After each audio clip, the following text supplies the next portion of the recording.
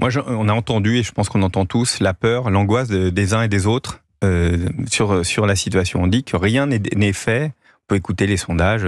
C'est 577 élections. Et je pense qu'il y a une voie très claire autour d'une force centrale, élargie. On peut construire avec les gens qui ont les mêmes valeurs que les nôtres. Mais pour ça, il faut qu'on fasse confiance, il faut qu'ils fassent confiance, même si, et moi ils me le disent, vous me forcez à voter pour vous parce que je ne peux pas voter pour les autres. Je crois qu'il faut faire confiance à cette force centrale autour d'Ensemble pour la République, mais on ira chercher forcément d'autres alliés pour pouvoir construire une politique sur nos valeurs. Vous savez, que ce soit le RN, je ne veux pas parler uniquement du Nouveau Front Populaire, mais le Nouveau Front Populaire, ils ont mis 2 jours à savoir comment définir l'antisémitisme. On voit bien qu'il y a un problème de valeur.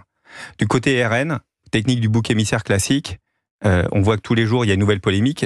La réforme des retraites, nous, on a eu le courage de porter la réforme des retraites hyper impopulaire.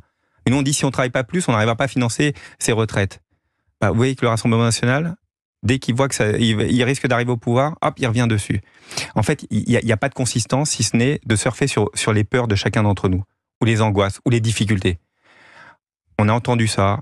On va construire une force alternative avec des valeurs républicaines pour les 3 prochaines années, jusqu'en 2027.